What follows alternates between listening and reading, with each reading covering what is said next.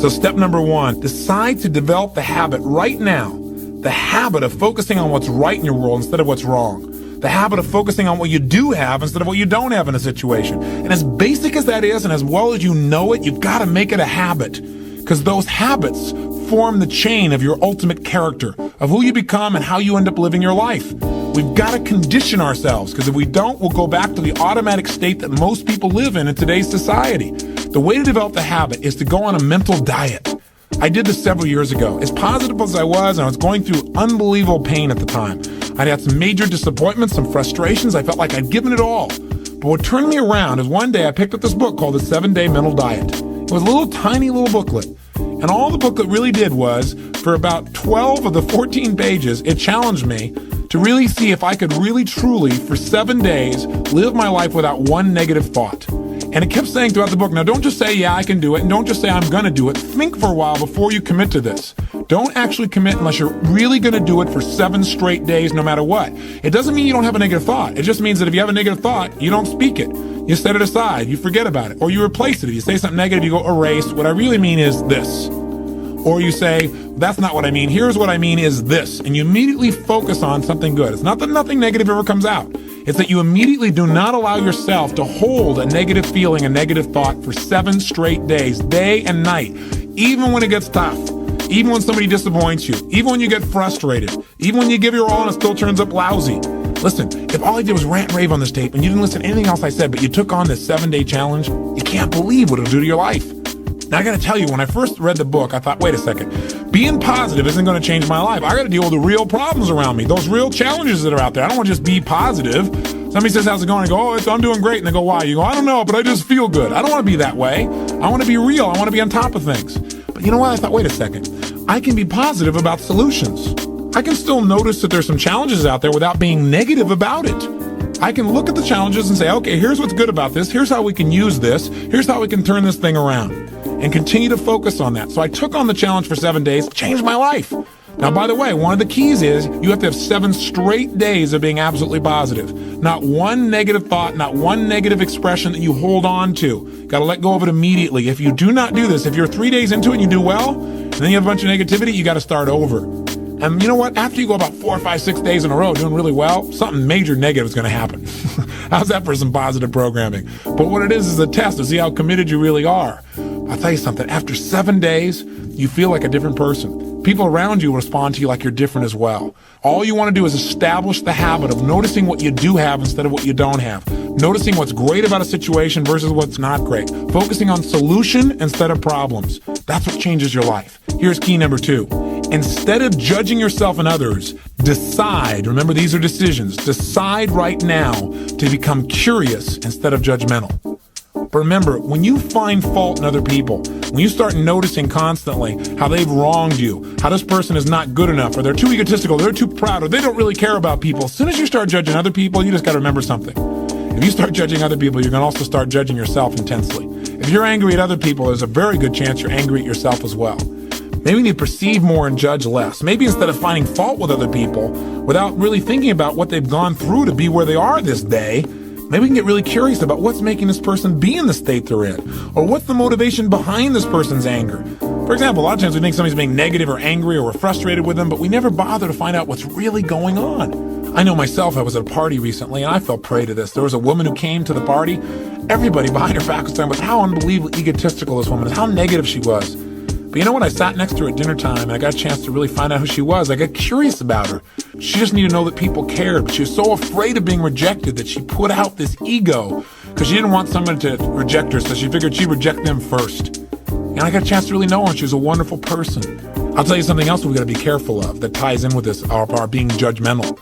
Out of our fear of having heroes in our society today, we seem to try and consume them and destroy them as quick as we can. We try to find something that's wrong with our heroes because, boy, we don't want another Jim Jones. We don't want another Jim Baker. Remember, we got to judge less, perceive more. We got to get curious. Instead of living in a society where we're so afraid to believe in anything or anyone that we believe in nothing at all, and we lose our power of positive thinking. We try to protect ourselves from things we maybe not even need to protect ourselves from.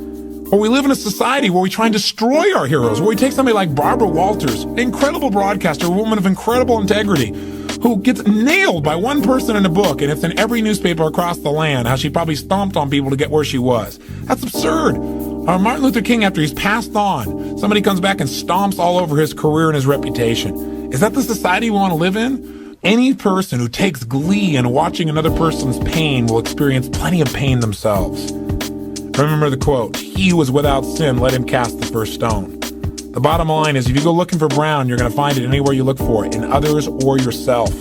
Free yourself from the disease of making others wrong, and you'll free yourself from the disease of making yourself wrong. You have a lot more energy to create solution instead of problems. It's part of the power of positive thinking instead of falling for the destructive power of negative thinking. If you want to get curious, just ask yourself, what do I like about this person? Wonder what's going on with this person that would make them feel this way. How could I help this person? As you ask these kinds of questions, you may learn something about how human beings operate, about their motivations, maybe even some things about how to support yourself as you try to support others. Remember, get curious instead of judgmental. Here's key number 3. If you really want to develop the power of positive thinking as a habit, as a lifestyle, as a strategy for success, then decide right now to find something to appreciate from any seemingly negative person or situation, and develop the habit of giving compliments.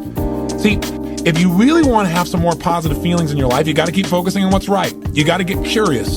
And most importantly, you got to find something to appreciate even in the tough times. Because in reality, as we've talked about so often before, the toughest times in your life sometimes provide you with the real resources to change your life.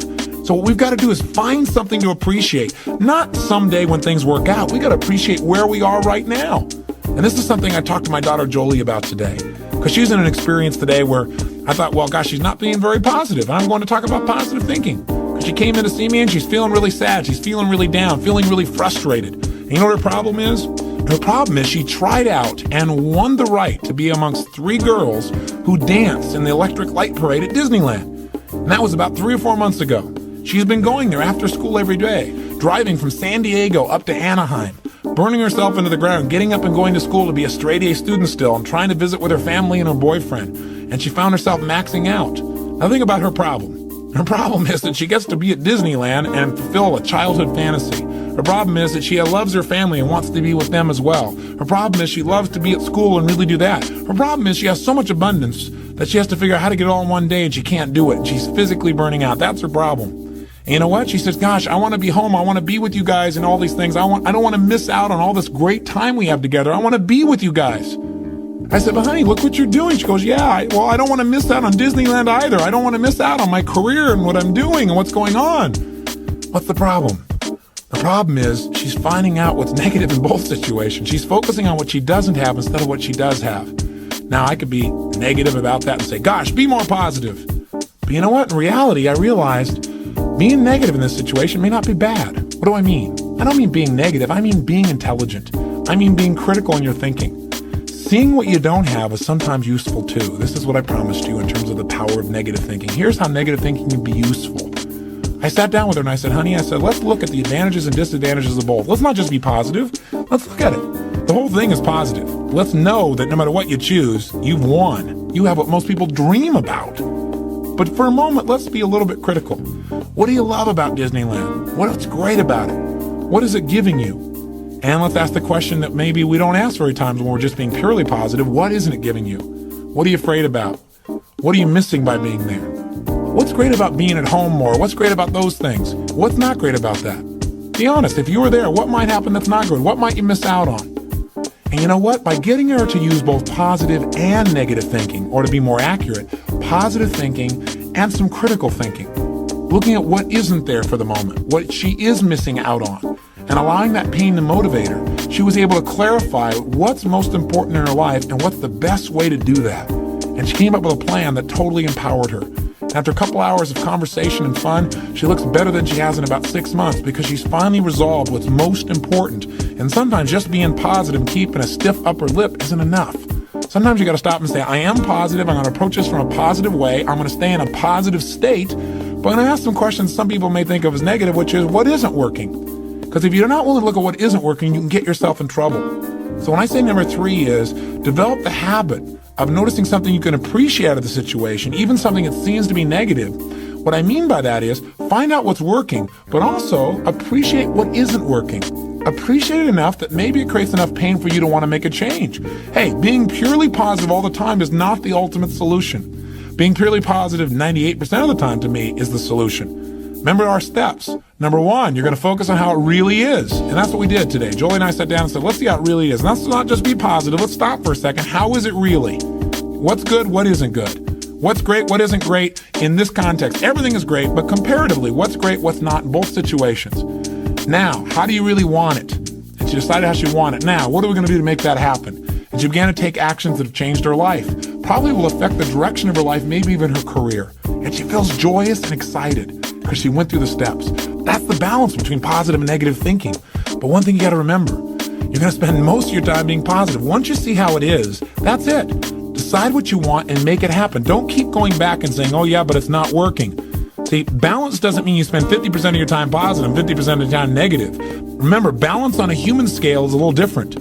Negative experiences are dense, and it doesn't take a lot of those focuses of negative to weigh a lot in your life. Make sure your focus is primarily positive, but at times, at special times that you designate, you're going to say, hey, what isn't working?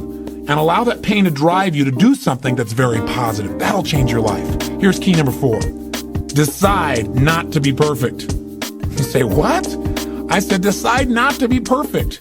One way to make sure you're negative is always trying to be perfect. Because you know what? You're always going to notice you're not. Because you're this thing called a human being. When I talk to my daughter, Jolie, this girl works so hard to be perfect. Everybody seems to love her. She's a straight A student. She wants to be the very best at school. She wants to be the very best at home. She wants to be the very best at Disney. She wants to be the best at everything. And I'm trying to be the best constantly. In the past, she always noticed what wasn't perfect, and that created pain. So you can't do that. You're gonna screw up. You're gonna be negative. Things are gonna happen where you don't follow through on what you know. You're gonna make poor decisions. You're gonna say things you shouldn't say, do things you shouldn't do, mess up like you shouldn't mess up. But you know what? When that happens, instead of being negative and beating yourself up and saying, boy, here's another example of me sabotaging myself, decide what you do want. And say, I'm not perfect, but I am good. And what makes me good and what makes me great and what can make me excellent is as soon as I notice I'm not on track, I correct it and I get better.